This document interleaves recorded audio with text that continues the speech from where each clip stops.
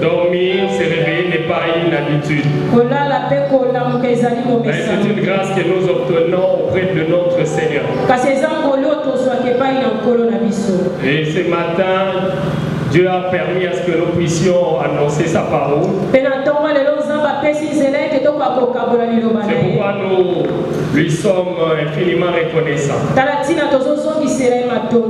Et nous disons aussi merci à notre pasteur qui est notre papa, coach et mentor.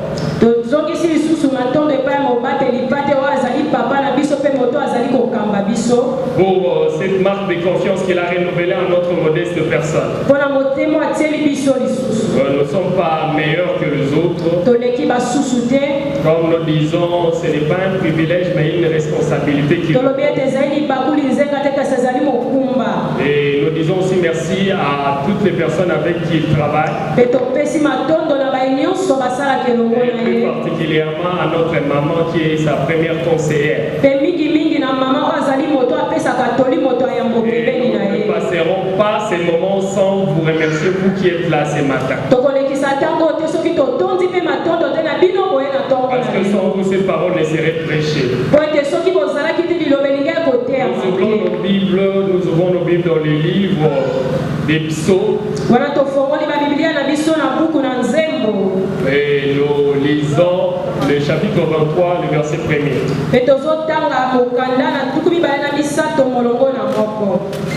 L'Éternel est mon berger, je ne manquerai de rien. Amen.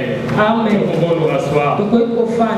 Et ces passages où nous venons de lire, c'est le résumé même de tout ce qui est écrit à l'intérieur. Et nous allons ajouter les chapitres 26 des livres de Genèse. Nous allons commencer au premier verset jusqu'au 5. Et nous sauterons pour lire 12 à 16. Il y a eu une famine dans le pays, outre la première famine qui eut lieu du temps d'Abraham. Et Isaac alla vers Abimelech, roi des Philistins, à Guérar. L'Éternel lui apparut et dit: ne descends pas en Égypte, demeure dans le pays que je dirai. Séjourne dans ce pays, je serai avec toi et je te bénirai. Car je donnerai toutes ces contrées à toi et à ta postérité. Et je tiendrai le serment que j'ai fait à Abraham, ton père. Je multiplierai ta postérité comme les étoiles du ciel. Je donnerai à ta postérité toutes ces contrées. Et toutes les nations de la terre seront bénies en ta postérité. Le verset 5, parce qu'Abraham a obéi à ma voix et qu'il a observé mes ordres, mes commandements, mes statuts et mes lois. Le verset 12, Isaac s'aima dans ce pays et il recueillit cette année le centuple, car l'Éternel le bénit. Cet homme devint riche. Il alla s'enrichissant de plus en plus, jusqu'à ce qu'il devint fort riche. Il avait des troupeaux de menus bétail et des troupeaux de gros bétail et un grand nombre de serviteurs. Aussi les Philistins lui portèrent en vie. Tous les puits qu'avaient creusés les serviteurs de son père du temps d'Abraham, son père les Philistins les comblèrent et les remplirent de poussière. Et Abimelech dit à Isaac: va-t'en des chez nous, car tu es beaucoup plus puissant que nous. Et nous ajoutons Genèse chapitre 37, psaume 37. Psaume 37, nous lisons le verset 3 jusqu'au verset 5. La parole de Dieu nous dit: recommande ton sort à l'Éternel, mets en lui ta confiance et il agira. Le verset 6, il fera paraître ta justice comme la lumière et ton droit comme les soleils à son midi. Garde le silence devant l'Éternel et espère en lui. Mais on se limite là, Amen. Amen. Que Dieu soit béni. Et Le thème de l'année que nous partageons pendant ces temps, c'est la confiance au berger. Et le sous-thème que nous vous proposons ce matin, je serai avec toi. Et c'est pendant que Isaac, il y avait famine là où il habitait, et il s'est fait qu'il fallait qu'il aille chercher quoi vivre. Il s'est fait qu'il s'était déplacé, il est allé à Guérar, là où étaient les Philistins. Et normalement, il devrait arriver ou aller en Égypte. Mais l'Éternel lui a paru. Il est resté là. Et il lui bénira. Et par rapport à ces paroles, Dieu a promis à Isaac qu'il le bénira. Et même les promesses qu'il a faites à son père Abraham seront réalisées au travers de lui. Et Isaac avait obéi à cela. La parole de Dieu nous montre qu'Isaac était resté là-bas. Et Isaac avait sémé cette année-là. La parole de Dieu nous montre qu'il avait récolté au centuple. Jusqu'à ce qu'il devienne riche. Il est allé en s'enrichissant jusqu'à devenir fort riche. Et dans le verset 16 on nous montre Abimelech était venu auprès d'Isaac pour lui dire: tu es devenu trop puissant, il faudrait que tu quittes cet endroit. Et tout ça c'était par rapport à ce que Dieu avait fait dans la vie. Et nous comprenons qu'Isaac avait fait confiance en Dieu. Et en dépit de tout ce qu'il pouvait penser, selon Isaac, aller en Égypte était quelque chose de rassurant.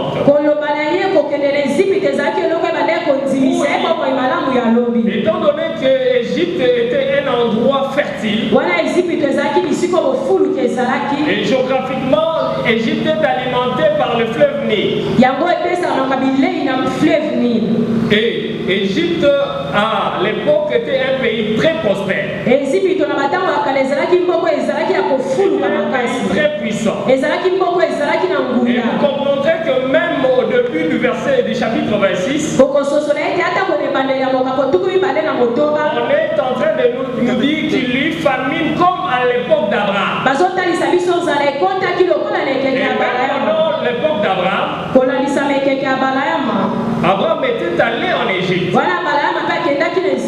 Parce que l'Égypte était un pays où on pouvait facilement se ressourcer en cas de pénurie quelque part. Et en Égypte, il ne manquait pas de l'eau. Contrairement là où ils habitaient. Et on nous montre que Isaac avait creusé le puits. Il avait même creusé à nouveau là où son père avait creusé. Où les Philistins avaient rempli avec des poussières. Donc cela veut dire, pour avoir de l'eau là où était Isaac, là où vivait Abraham, c'était très difficile. Mais Isaac a obéi. Il est resté là où Dieu avait voulu qu'il soit. L'Éternel a fait qu'Isaac devienne puissant. Et ce matin, j'aimerais dire à quelqu'un, si tu mets ta confiance en Dieu, tu peux commencer faible et après devenir puissant. Si tu places ta confiance en Dieu, tu peux commencer pauvre et devenir riche. Si tu places ta confiance en Dieu, tu peux commencer avec des petits commerces et devenir un grand grossiste. Et ce que Dieu avait dit à Isaac, Il a dit, je serai avec toi. Et je te bénirai. Quand je donnerai toutes ces contrées à toi. Il donnerait pas seulement ses contrées à lui seul, mais aussi à sa postérité, aussi à ses enfants, aussi aux personnes qui viendront après lui. Mais ce que nous savons, nous sommes de la postérité d'Isaac. Parce que nous avons reçu Jésus-Christ comme Seigneur et Sauveur. Nous partageons cette promesse que Dieu avait faite à Abraham. Isaac étant fils de la promesse, nous aussi nous devenons des fils de la promesse. Parce que la Bible nous dit dans Romains chapitre 9, le verset 7, et pour être postérité d'Abraham, ils ne sont pas tous ses enfants, mais il est dit en Isaac, sera nommé pour toi une postérité. Le verset 8 explique cela. C'est-à-dire que ce ne sont pas les enfants de la chair qui sont des dieux, mais que ce sont de la promesse, ce sont les enfants des dieux, les enfants de la promesse qui sont regardés. Et cela veut dire que nous, en tant qu'enfants de Dieu, nous sommes regardés comme postérité aussi. Et nous sommes pris au même diapason poitrine. Parce qu'on est co-héritier du Christ. Et toutes les promesses qui sont en Christ, nous les partageons avec lui. Nous sommes co-héritiers avec lui. Et par rapport à cela, Isaac avait confiance en Dieu. Isaac avait confiance en Dieu. Et l'Éternel, Isaac a compris que réellement l'Éternel était son berger. L'Éternel était son berger. Parce qu'il s'est imaginé comment il a vécu sa vie. Et comment même il est né. Et nous savons tous, Isaac était né pendant que Abraham et Sarah étaient devenus vieux, avancés en âge. Abraham avait 100 ans. Et Sarah avait 90 ans. Et pratiquement c'était impossible. Même Sarah enfante. Et dans Genèse chapitre 17, le verset 19, Genèse 17, chapitre verset 19, la parole de Dieu nous dit, Dieu dit certainement Sarah ta femme. Certainement Sarah ta femme enfantera un fils. Enfantera un fils. Tu l'appelleras du nom d'Isaac. J'établirai mon alliance avec lui comme une alliance perpétuelle pour sa postérité après lui. Et après Abraham avait même ri. Abraham se disait ces choses c'est impossible. Mais ces choses, comment ces choses pourront arriver? Parce que ma femme est avancée en âge. Et par rapport aux calculs médicaux aujourd'hui, elle avait doublement dépassé l'âge de la ménopause. L'Éternel avait dit en cette même période l'année prochaine, femme enfantera. Et j'aimerais dire à quelqu'un ce matin, place ta confiance en Dieu, l'impossible ne sera pas dans ta vie.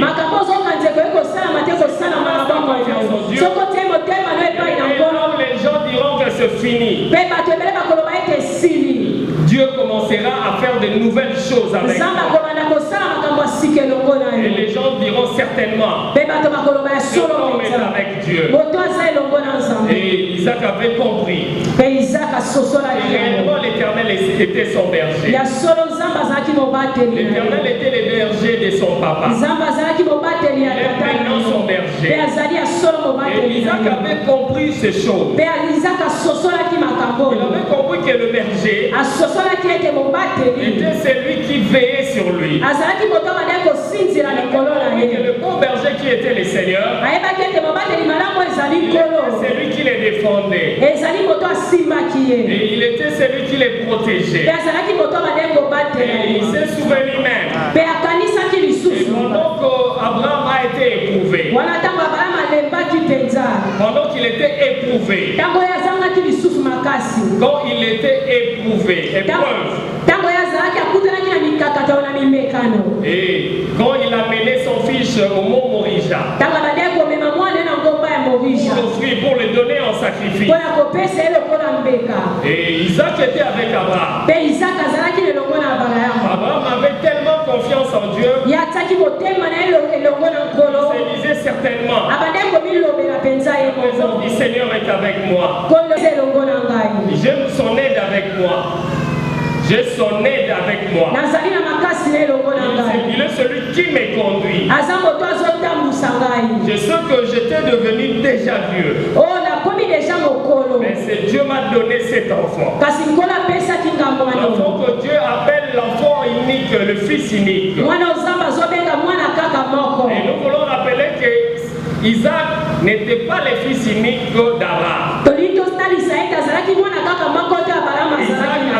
Abraham avait un autre fils qu'on appelle Ismaël. Et la parole de Dieu nous dit Isaac était l'enfant selon la promesse de Dieu. Donc cela veut dire, selon la façon de voir de Dieu, Dieu voyait Abraham père d'Isaac. Et par Isaac, il voyait sa promesse se perpétuer. Jusqu'à nous qui sommes des descendants ou de la progéniture spirituelle d'Adam. Isaac a vécu toutes ces choses avec Abraham. Et dans l'épisode de Mont Morija, pendant qu'ils étaient arrivés à la montagne où on devait offrir le sacrifice, Isaac est arrivé avec Abraham. Abraham demandait même au pied de la montagne que les serviteurs restent. Abraham a pris les feux. Il a pris tout ce qu'il fallait pour pouvoir offrir les sacrifices. Il a pris les couteaux. Il a commencé à monter avec Isaac. Et en route soudain, Isaac s'est dit, Papa, mais on a tout. On a le feu. On a les couteaux. Mais où est les sacrifices? Où est l'agneau? Mais Abraham dans sa tête, il se disait ouf, c'est fini. Et il pouvait même pleurer dans son intérieur. Mais comme il avait absolument confiance en Dieu, il se disait certainement c'est Dieu qui a permis que j'aie Isaac. Certainement j'aurai d'autres enfants. Mais lorsqu'ils sont arrivés, Abraham a tout préparé. Et après avoir préparé, il y a les mains d'Isaac. Il a pris la tête d'Isaac pour l'égorger. La parole de Dieu nous dit un ange, la voix d'un ange. Et il retentit à partir du ciel. Dieu ne porte pas la main sur l'enfant. Et je me suis dit certainement c'était une très belle pédagogie pour la vie d'Isaac. La parole de Dieu nous dit Abraham leva les yeux. Il vit par derrière. Par là j'aimerais ouvrir une brèche. Est-ce qu'on peut lever les yeux et voir par derrière? Mais j'aimerais dire à quelqu'un, Dieu voulait faire comprendre à Abraham, regarde du haut des ciels. C'est là où il y a la solution. Non seulement place ta confiance, regarde les ciels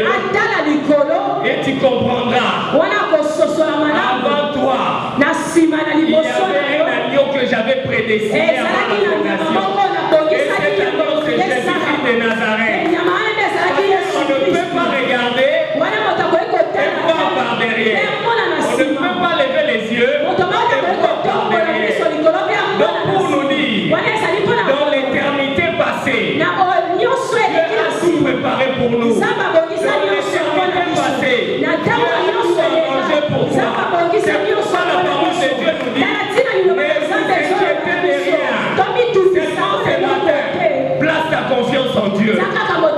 Dans le passé, il a tellement compris ces choses. C'est pourquoi le soir, quand je manque même de quoi manger, je me dis que Dieu a tout prévu pour moi. Il sait pourquoi maintenant je peux manquer. Dans l'éternité passée, il avait déjà prévu pour moi. Certainement dans le futur, j'aurai quelque chose. Et il y avait un bélier. Et Abraham a pris cela, il a offert. Tous ces enseignements, Isaac s'est dit. Mais Dieu de mon papa, c'est un Dieu réel. Les choses peuvent arriver au bout. Mais lui, il a la solution à tout le problème. Moi, je me dis souvent, notre Dieu a des solutions aux problèmes même qui n'ont pas existé. Tu sais les problèmes qui vont venir dans ta vie là, il y a des solutions pour ça. Les difficultés que tu auras demain, Dieu sait déjà comment tu pourras. C'est pourquoi il connaît nos forces. C'est pourquoi il ne permet pas à ceux que nous soyons éprouvés au-delà de nos forces. Vous voyez, Dieu nous connaît tellement bien. Il connaît nos capacités. Il a préparé beaucoup de choses. C'est la raison pour laquelle ce matin j'aimerais te dire, place ta confiance en Dieu. Il t'a dit, je serai avec toi. Je serai avec toi. Et Dieu est avec toi là où tu es. Ce n'est pas ta situation qui te dira que Dieu n'est pas là. Parce que j'aimerais te dire, Dieu est toujours là. Dieu est toujours là. Même si tes problèmes commencent à s'empirer, j'aimerais te dire que c'est des problèmes. C'est pourquoi j'aimerais ouvrir quelque chose. Nous, en tant que parents aujourd'hui, il faut que nous ayons l'habitude de montrer à nos enfants les chemins à suivre. Nous allons les montrer les chemins du Seigneur. Quand ils grandiront, ils ne vont pas s'en détourner.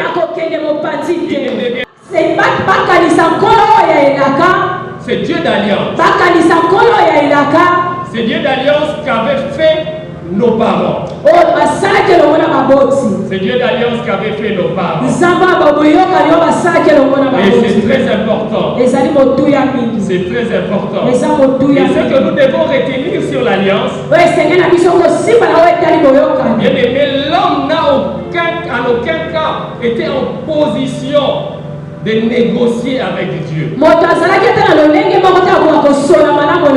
Même les stipulations de l'alliance, même les clauses de l'alliance, même les promesses contenues dans l'alliance, c'est Dieu qui les place. Maintenant, la condition sine qua non, nous puissions croire. Cela veut dire avoir la foi. Or, la parole de Dieu nous dit, sans la foi, on ne peut être agréable à Dieu. On ne peut entrer en possession. Les clauses de l'alliance de Dieu, seulement si nous plaçons notre foi à la personne qui a prédéfini les qui a stipulé, qui a placé les promesses dans cette alliance. C'est alors que nous allons bénéficier de l'alliance. Et la deuxième chose, nous soyons obéissants. Il ne suffisait pas pour Isaac être d'Abraham pour bénéficier de l'alliance. Pour bénéficier de l'alliance. Dans le verset 3. Séjourne dans le pays que je te dirai. Dans ce pays-ci, je serai avec toi et je te bénirai. Quand je donnerai toutes ces contrées à toi, je te tiendrai les serments que je fais à Abraham. Il a continué, je multiplierai ta postérité comme les étoiles du ciel. Je donnerai toutes ces contrées. Et toutes les nations de la terre seront bénies en ta postérité. Pourquoi? Parce que Abraham a obéi à moi. Et il a observé mes ordres. Il a observé mes commandements. Il a observé mes statuts et mes lois. Et si tu veux vivre ce que j'avais dit à Abraham, il faudrait observer ce loi, il faudrait observer ce commandement, il faudrait observer ses statuts, comme Abraham l'avait fait. Donc il ne suffit pas pour nous d'être appelés aujourd'hui chrétiens, pour bénéficier des bénédictions de Dieu. Mais il faut pour nous bien aimés. Nous puissions aussi observer les lois, les commandements que Dieu nous a prescrits. Et j'aime ce que Dieu a dit à Josué. Il a dit à Josué, fortifie-toi, prends courage. Je serai avec toi. Il était avec mon serviteur. Mais j'aime les versets 8. Il a dit, ce livre de la loi ne s'éloigne point de ta bouche. Observe-le nuit et jour. Alors que tu auras du succès. C'est alors que tu réussiras. Bien-aimé, tu veux réussir. Tu veux bénéficier des clauses de cette alliance. Sois obéissant. Sois obéissant. Marche dans la sanctification. Ne marche pas dans la compromission. Ne te dis pas que non, là j'ai avancé. Ne te dis pas ceci ou cela. Et j'aime ce qu'on nous a prêché les samedis et les vendredis. Même si cette promesse tarde, attends-la. Elle s'accomplira. Elle s'accomplira certainement. Parce que ce n'est pas toi qui as fait cette promesse. On a dit la personne qui a fait la promesse. Cette personne est fidèle. Cette personne est fidèle. Mais c'est seulement nous qui sommes infidèles. Parce que nous ne sommes pas obéissants. Isaac a compris ces choses. La parole de Dieu nous dit, Isaac s'aima cette année-là. Et Isaac a récolté au centime. Il a récolté au centime. Il est parti en s'enrichissant et jusqu'à devenir fort riche. La deuxième chose que nous voulons parler ce matin, on veut parler de la loi de la localisation. L'endroit où tu te trouves est déterminant pour ta bénédiction. Il y a des choses que Dieu a placées à un endroit précis pour que nous puissions les avoir aussi facilement comme nous obéirons à sa parole.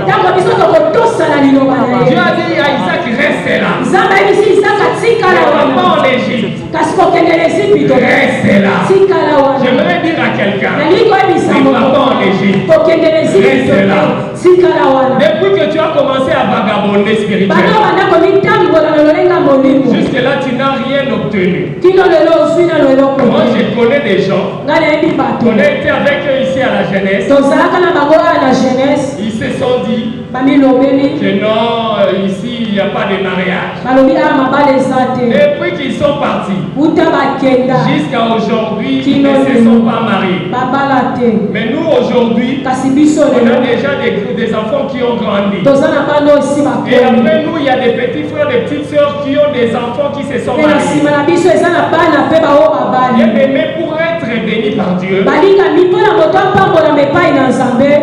ce qui est plus important, d'écouter la parole de Dieu et de te situer là où il veut que tu sois.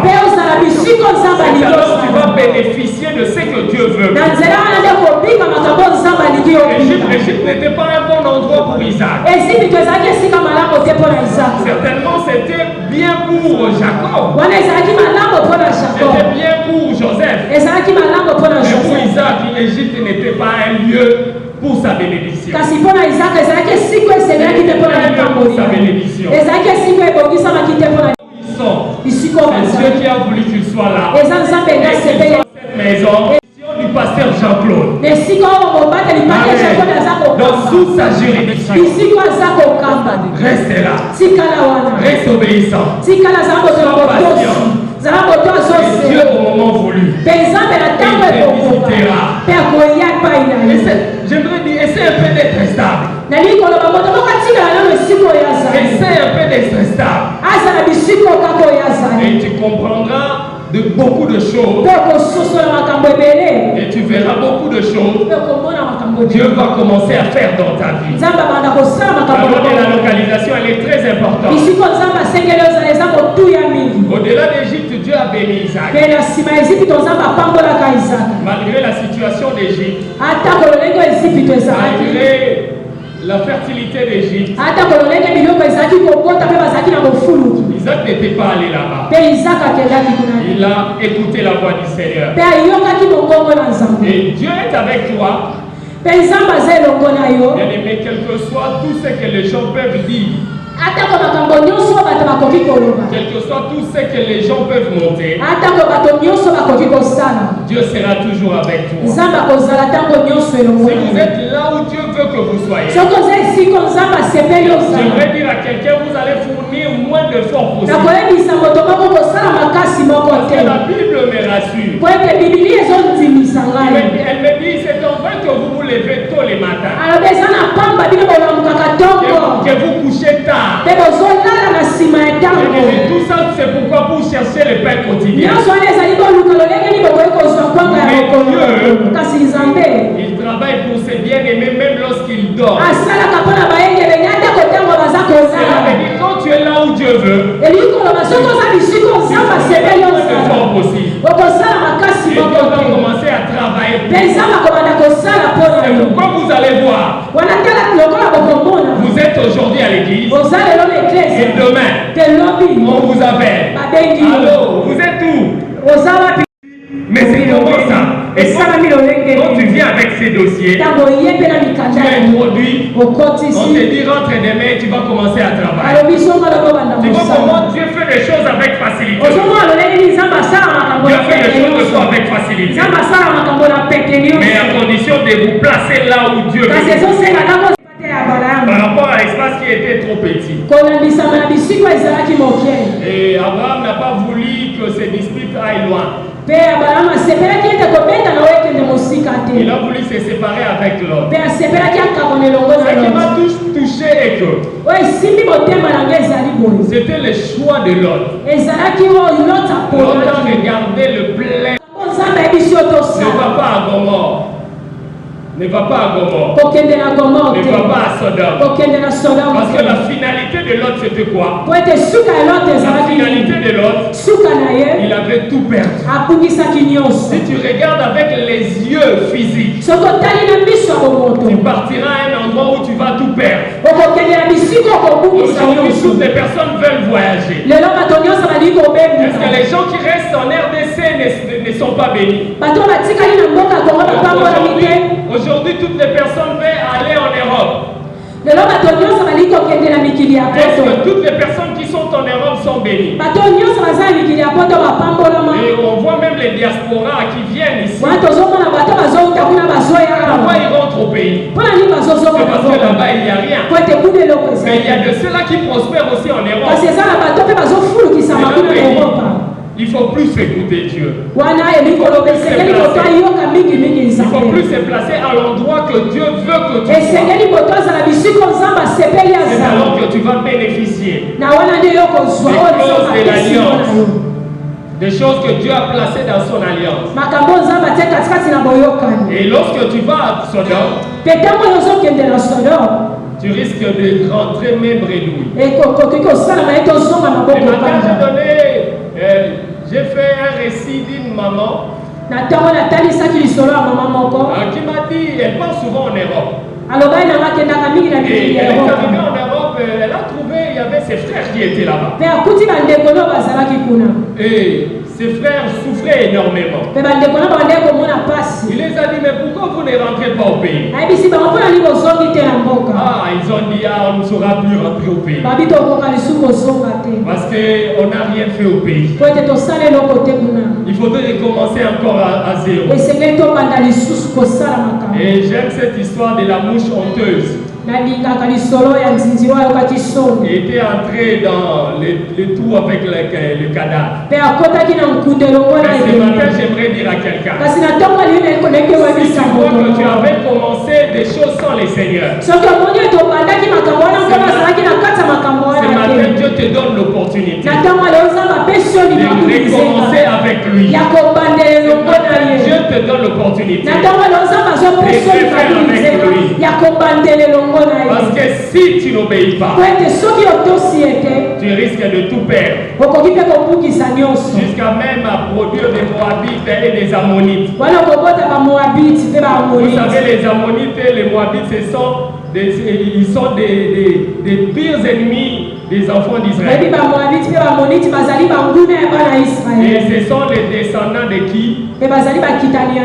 Des enfants que Lot a fait avec ses enfants. Des enfants ici de l'inceste. Quand tu n'es pas au lieu où Dieu veut que tu sois, tu risques de produire des catastrophes pour ta vie. Et d'entrer dans les pays. Mais ce matin, c'est pendant que toi tu as entendu cette parole. Dieu te donne la possibilité de faire un pas en arrière, de rebrousser chemin. Et de suivre la voie du Seigneur. Et la troisième des choses que nous allons parler, c'est le travail. Isaac avait travaillé. La parole de Dieu nous dit, déjà je te bénirai. Je serai à sa parole. Bien-aimé, il te bénira. Et il te bénira certainement. Même si aujourd'hui tu n'as pas expérimenté cela, dans les jours à venir, on dira certainement cet homme était avec Dieu. On dira certainement cet homme avait placé sa confiance en Dieu. Que Dieu bénisse sa parole.